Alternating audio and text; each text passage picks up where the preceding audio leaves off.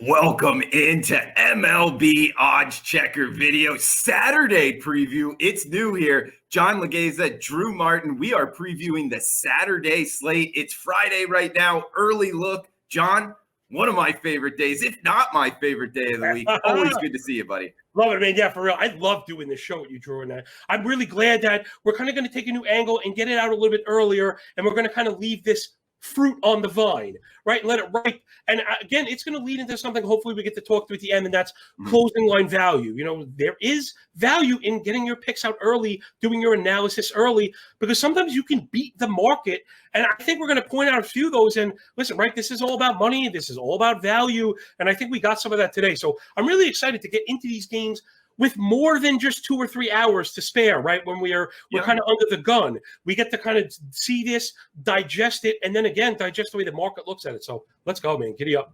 Absolutely. Let's get after it. I mean, guys, we got 3 games we wanted to break down and then some trends, angles going into the weekend that might help you find some more winners than losers. The whole point of doing this is that to get out good information. Actually, first game here, John, one that I didn't have a bet on the openers, but the next 2 we do have kind of lined up here. Cleveland and Baltimore. You're going after the total here. We're seeing 8.5. Aaron Savali, John Means on the hill. This one at Baltimore, 4 o'clock on Saturday afternoon affair. Where are you looking to go with the Indians and O's tomorrow? Yeah, for me, this is an under. And again, I mentioned closing line value because I knew we were going to talk about this. The line right now is at 8.5. Anyone that catches this now, check it. I believe by tomorrow, that number, not only the price is going to move, I believe the entire number shifts. I really do. I believe that number shifts down to 8. This is a big pitching matchup. Man, Savali is excellent. The youngsters had a very bright young career. Mm-hmm. And Drew, something you and I like to talk about are tangible changes that kind of affect pitchers. So, I mean, he's very good. It's not like he needed much of a change, but he ditched the sinker for his new and improved fastball, something he was working on in the offseason that he's actually flattened. So he's corrected the shape of it a little bit, and he's been excellent this year. 3.2 ERA, 1 flat whip, the walk rate below 6, the chase rate, you know, the strikeout rate's a little bit low, and I know that's the hang up on Savali, but man, K rates are not everything. The walk rate below 6 is more important. He has an above average chase rate as well, so he can induce some swinging strikes. He has a very high ground ball rate. His barrel and blast rate, something you and I talk about, is below 4%. His home run rate right around 1 per 9. And listen, distance is everything. He's gone at least 7 innings 6 times. I don't know if there's another pitcher that's done that. And the other side, man, Means might even be easier to handicap than Savali. He's been nothing short of brilliant. Yeah, we saw a velo bump against something I know you circle because it's very important. We saw that velocity spike. And now we did see it kind of go a little bit higher than it's been right now last year, but that's okay because it has settled at least 2 miles an hour higher than we saw it. Means has just been phenomenal. One thing I wanted to get to with him, people, is we see a very high fly ball rate. And now that used to kind of be a non-starter, Drew, right? We'd see a 45% fly ball rate, and we're thinking that just can't be, especially if he had this game during Camden. Listen, people, the ball is different. We're not seeing the carry that we did. So you can have a 48% fly ball rate, but he also has a 26% hard hit rate, a 21% infield fly rate, and a very low barrel rate. So again, if we can kind of parse through, right, these elevation baskets, Drew, it's not always just about fly ball rates. So he's been excellent. And you know what? We're actually buying the dip. He gave up 3 runs last time, which for him is a pretty bad outing. Both of these offenses are really struggling. I mean, this one just kind of is aligned where actually both bullpens are okay.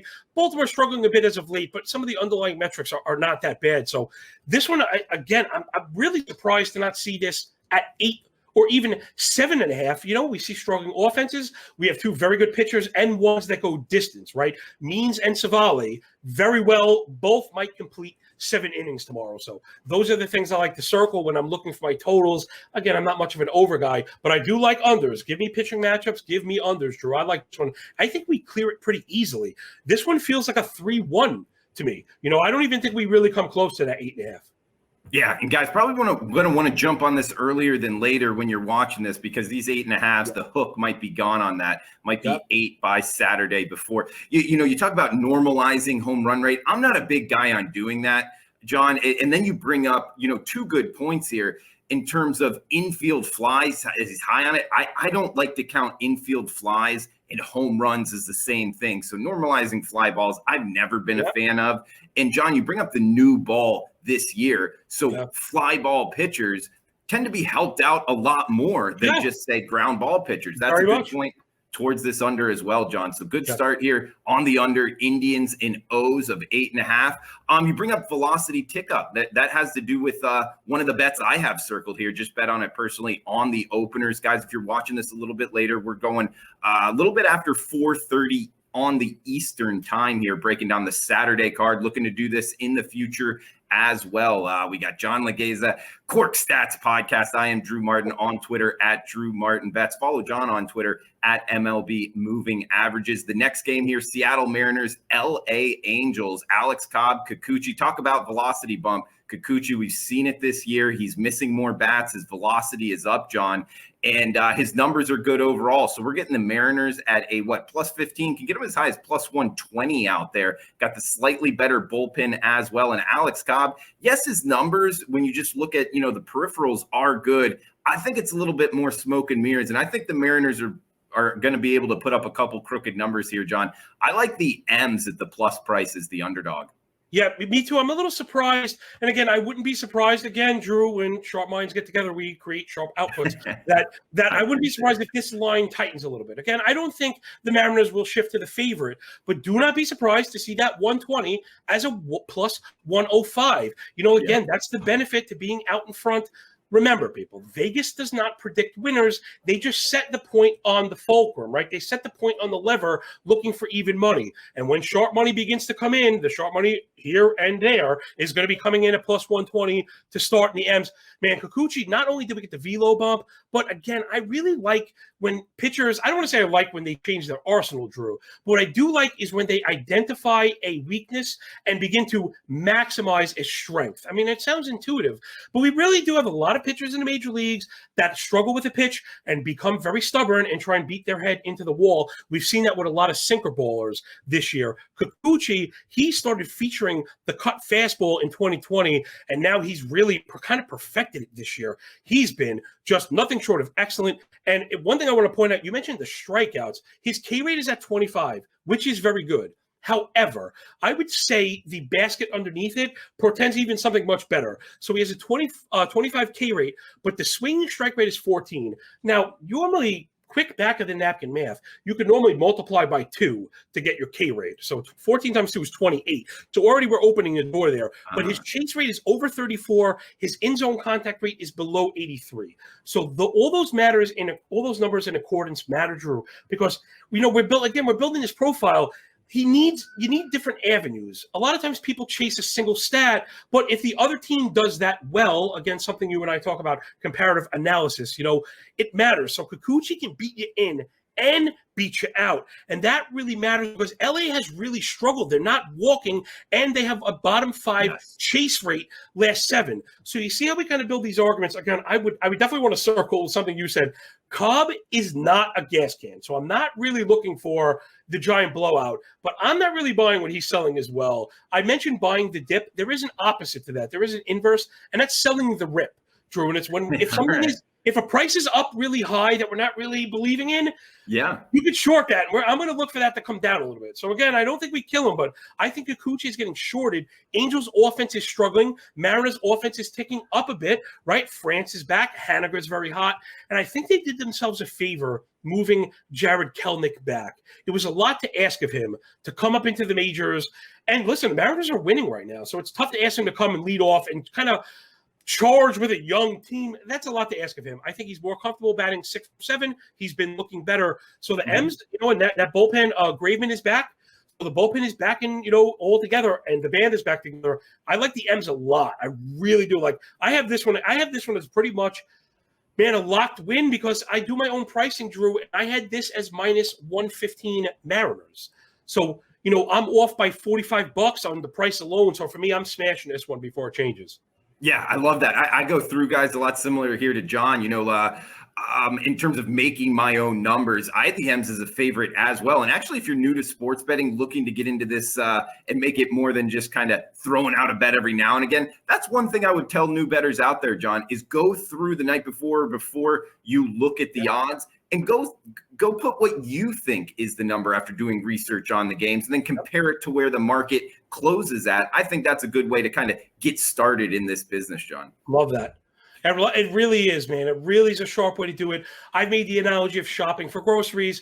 You want to know what you need, but you also need to know what you want to pay for it, right, Drew? If I tell you we want steak tonight, you can't just go in the store and buy any steak because they're not all created equal. So remember, price really matters, and that's the difference in value, right? If I think something is worth X and the price is X minus 2, then I want to jump on that. But if it's the inverse and it's X plus 5, maybe I'm going to let it go. So I love that. Create your own prices because that's how you develop your own value. Remember, the casinos are not all knowing. I like to push that point because I feel like there is a perception, Drew, with the public of casinos and like them just being this kind of all-powerful entities, right? Like they always know the answer. And that's just not the case, everyone. It's just not the case. If you're sharp like Drew and you put your work in and you're very big on risk management, something that I talk about all the time, you can win. I make money at this every year. Yeah, and if you're sharp like John, like to his point, there was always that slogan like, oh, Vegas knows something. And they do. I mean, there's smart people doing this. But when you're onto something, you're looking under the hood, you're putting in the time, and you're knowing the sport, knowing the market, you can get an edge here, guys. You can make money long term. And John, speaking to this point of going out in front of the market, one that we were just talking briefly off air here, and we're lining up on again, New York Mets at San Diego Padres. It's actually the nightcap on Saturday here. So if you like late night action, this one might be for you. We're seeing Jason DeGrom, Joe Musgrove here. We're seeing DeGrom is just $1.25 favorite with one of the hottest lineups in baseball, John. Don't look now, but in the National League East, look who's on top here. The Mets are. I know it's not a great division, but we get DeGrom on the hill minus $1.25 here. I like it. Just the price alone here, John. What are you thinking? I saw this and just couldn't believe it. I hash out a lot of these stats. And again, you mentioned the Cork Stats pod. I do. It's my baby. But the thing is, I put all of these games under the microscope. It's almost like to break down Jacob deGrom stats, it almost feels like I'm doing it like for me to enjoy looking at such amazing stats in baseball. He cannot be a minus 125 ever. I said this to you before the show. Jacob deGrom shouldn't be a minus 125 against the 23 Yankees blind. That's just this price. This is a misprice. People are chasing jerseys. And I hate giving guarantees because we all know, anything can go either way. This price is not going to stay here. Okay, Bruce said it. It's 4:30. It's the afternoon on the East Coast. Whenever you hear this, go look. The Mets cannot be minus 125. That's going to be minus 145. That might close at minus 155, really. And you don't always see line movements that extreme, but I really think we do. Just as people start to do what Drew and I just did, 125, smash. It's almost like bet first, research later, and I'm never like that, but come on. This is Jacob the GOAT here. There's no one better. He's the best in the business. And like you said, the offense is hitting, so that's enough for me. That's all I need to know. The bullpen is pitching. All I need to know. The Mets all the way tomorrow.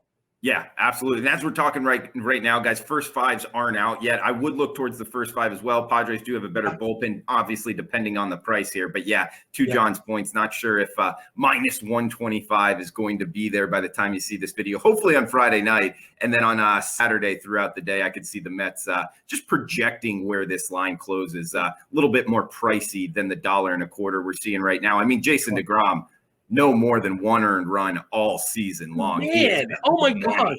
This is as good as we've seen anybody pitch really in our lifetime, right? It is. I think of the handful of guys that I would just be like, wow. Pedro Martinez for a minute. Randy Johnson for sure. Randy Johnson for sure. He'd get up there and you were like, all right, pack it up, guys. Let's just go home. Right. I wouldn't even bother picking up the bat. And man, DeGrom, the 100-mile-an-hour stats are just they're unbelievable. He's I think the last I checked, I think it was 5 times ahead of the next pitcher as far as number of 100-mile-an-hour pitches thrown. He's sitting at 101. He sits 101.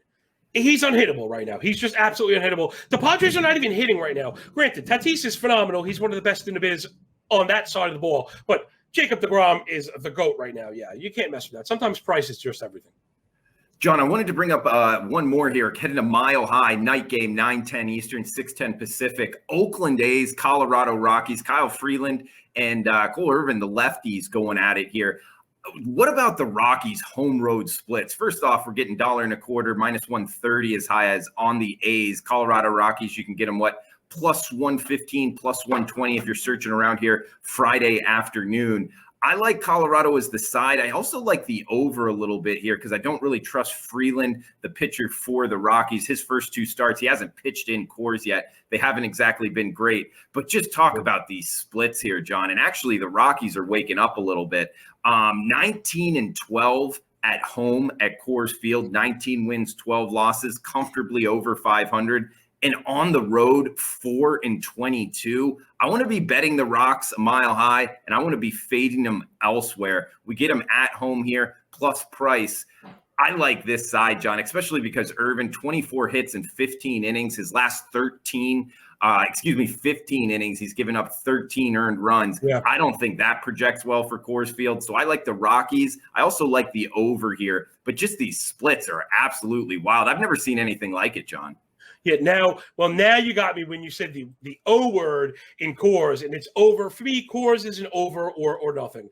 I generally, when you do your analysis, you have to add earned runs expected to your pitchers. So I generally just don't like to do that. I do agree with you, and I think they'll win, but I don't generally take sides in Coors. You got me with the over here. That I think we're going to get.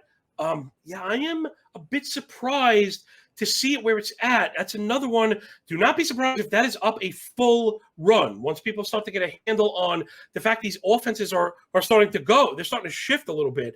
You got to be careful. Just, people focus on just the season, let's say, and you can see the Rocky season stats as an offense, and they're not very good. But that's not enough, Drew. There's injuries, lineups are changing, things are going in and out, and, there's just the natural kind of machinations. Right now, Colorado Rockies looking like, a top, let's say, 8 offense, 340 team OBP. And always I like to look at the discipline basket. 22% K is very good. The walk rate is over 10. So when you have a 10% K minus walk rate there as a squad, that's phenomenal. So they're getting on base. They're making pitchers work. And they're not necessarily all mashers, but Blackman woke up and that the environment helps. It's just what it is. So, guys like Daza and Tapia and Hampson, all these guys get a boost. And we've seen them. Fuentes also has been excellent at home.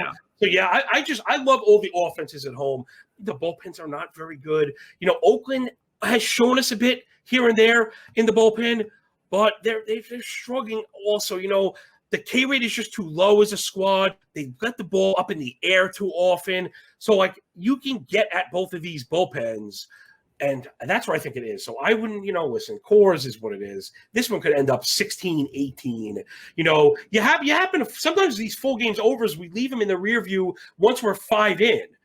So that's why I don't mess with the money lines. But I love the overcall here. I think if I was doing one more play, that would have been it. So you and I are totally in line today. Yeah, and you can get them under a dozen as we're talking now. Later on Friday afternoon, East Coast here, 11.5. So under a dozen. 12 in Coors. That's a key number in Coors, at 12. Very 12. Much. And you know what? One thing, because I mentioned the under before, I want people to think about, and it's be careful with you mentioned losing the hook, which is a huge, very important.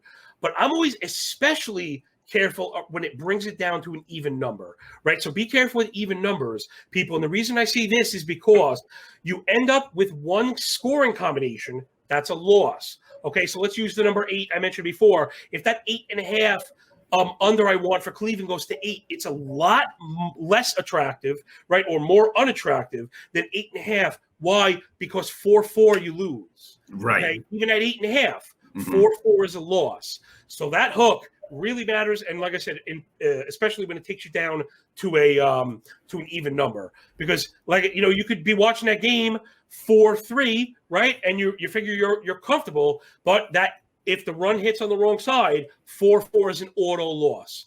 Where 5-3 and you're good under 8.5, 4-4 and you lose. So I'm always just cognizant of those combinations that could send us packing with empty pockets. So again, you mentioned it. And it's betting early, and I think in particular with totals, Drew, because those are the lines that move. I feel like money lines, the price moves. So you could wait for a lineup, right? They're going to move 5 cents at a time. Under and overs, the entire totals move, and then, the bet can be not palatable. So I think that's a great point you brought up. That's right. Really hammer that home, people. Really important stuff. Yeah. Corked Stats Podcast at MLB Moving Averages on Twitter, at FTN Bets as well. Check it out. I'm also on Twitter at Drew Martin Bets. John, obviously knowing his stuff, bringing it each and every week, guys. Looking to do this, for Saturday's card going forward. So feel free to reach out to us on Twitter. Make sure to be checking out Odds Checker, up-to-date lines, good MLB analysis, and also good sports betting stuff across all sports. So check it out, oddschecker.com. John, to that point, I mean, one reason I would look towards the over as well, a little bit more here. I bet them both, but maybe something I'm pumping the brakes on in terms of sidewise is Oakland in their road record of 16-8 away from the Coliseum here. Now, I don't think it's enough to keep me off the rock side, but I wanted to get your opinion here on how much you bring in an MLB team, how much success they're having on the road. Is that just kind of random, or do you view that as something that's repeatable and you stay away from betting against teams that are playing well on the road? Yeah, it's a tough one because I think there's probably some context to all of them. So I don't know if I have a blanket answer, but I would say this, particularly in division, when a team is good on the road, and this is just what I've heard players talk about, for hitters, it can be the batter's eye. Okay, and that's just what I'm getting at is sometimes there are tangible variables that make a difference. But we've heard Manny Ramirez used to talk about that at Yankee Stadium. One of the things he loved so much about Yankee Stadium was the black batter's eye. It helped him pick up the white ball, and it was just a thing for him. So I think we want to be careful just saying like, a team is good on the road or bad on the road. You and I spoke about this briefly before we got on air. I'm more into people that are really good at home. Like if a player is really good at home, I feel like that's more sustainable because a lot of times baseball players being known as being kind of creatures of habit. When you're home, you can control that routine. So that's normally where I go with as far as splits goes. Road splits, I think, are a little more careful. I'm really curious to your take. I heard the beginning of it, and I was like nodding my head. So I'm looking for the rest of it now, Drew. Talk to me about the road splits. I mean, on the road, I'm more interested in a team. I heard this earlier from a good handicapper, Tony Finn, of when they are bad on the road. When they're good like this in the Oakland A's, I think there could be something there, but I'm more interested when a team is really bad, like the Colorado Rockies, 4-22. I don't want to be betting the Rockies on the road pretty much, across the board, John. And it mainly becomes, we talked about this as well. When guys get away from their habit, what they're doing, sleeping with their wife, next to their wife and kissing their kids in the morning. I think that stuff matters, going to the ballpark at a certain time. When you're on the road, that stuff's more dictated to you, be ready to go here at this time, stuff like that. So I think that matters in terms of baseball, betting guys on the road where they struggle, not so much when they're really good on the road. Yeah, I love that point, and I could speak a little bit to it firsthand. Again, I've never been a professional ball player, but, I have done some pretty kind of critical labor. I was a high-end kind of commercial electrician as a younger man. And, you do jobs that are really big and they're far away and up high in the air and you can't always travel back and forth. And that was the point I was getting to. You talk about family. And there have been times where I have been away from the family for 3, 5, 7 days at a time.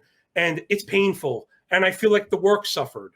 So I'm not just saying that, not being around it doesn't have to be family. It's not for everybody. Just not being around the things that fulfill you, right? Not being around the things that put the wind in your sails. That stuff certainly matters. So I love what you mentioned about that. Again, I think that's what I was trying to verbalize, Drew, that I don't know if I really buy that you could be great on the road, right? I think they just might be good baseball players doing what they do, right? And that it's more about being very bad at home, I think might have more sustainable underlying variables there, like reasons for it is what we're getting at. So I'm digging that, man. I'm with you 100%. He's John Laghezza at FTN Bets on Twitter, at MLB Moving Averages. Cork Stats Podcast, check it out. It's his baby. Breaks down all the games as well. Odds Checker as well. John, is there anything else that you wanted to throw out here before we shut this down? No, that's it. I mean, you and I mentioned CLV.